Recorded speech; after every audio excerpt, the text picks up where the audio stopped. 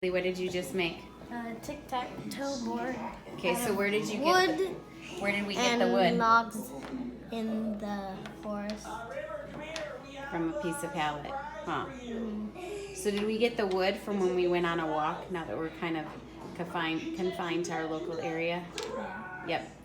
So we're just recycling things in nature. So we're going to show you how to make it. Right, JoJo? So we have a jigsaw here, and we're just going to take a piece of wood that we found on our little nature walk and start cutting them into little slices, okay? So it doesn't matter necessarily the thickness. Safety glasses on, and then I'll show you how to do one, and you can continue.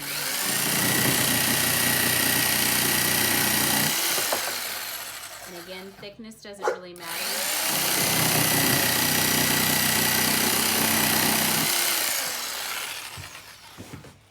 And we'll repeat that 10 times.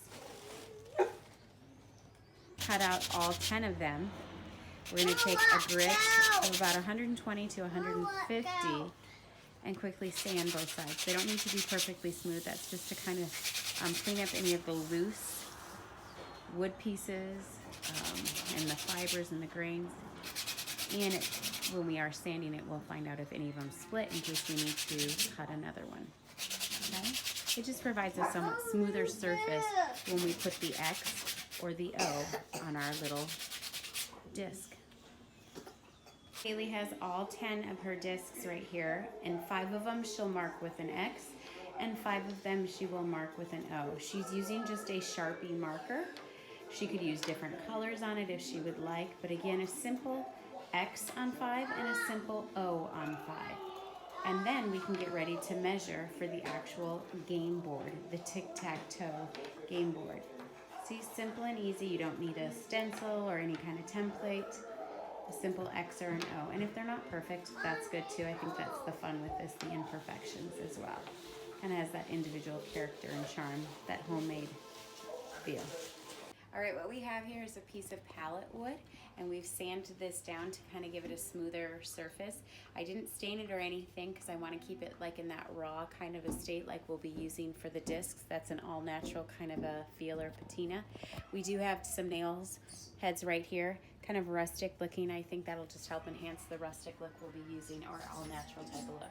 We marked at approximately 6 inches on here.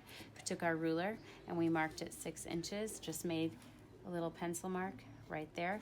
We'll be using our circular or your miter saw to cut exactly a straight line at the 6-inch marker. Okay, so we're just gonna check that. Safety glasses are on. All right.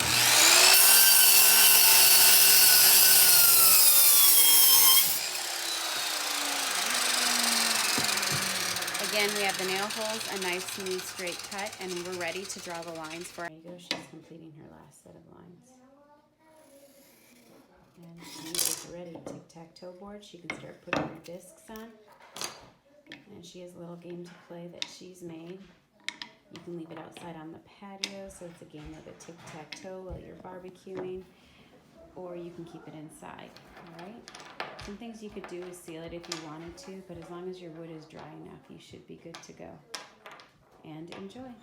Don't forget, signs their arch project. So there she is, putting her name on the back side. Okay, so another option that Haley is showing us here is going out in your backyard or going on a nature walk and collecting some rocks. She's picked out 2 colors, one green, one yellow, so she's using a warm color and a cool color, spring-like colors, and she's going to paint the rock. She doesn't even need to put an X or an O on it because obviously she's using 2 colors, one being for one team and the other color being for the second player. So again, all you need to do is just paint a total of 10 rocks, 5 being one color and 5 being the other color. And there is another option for making your tic-tac-toe board. And I will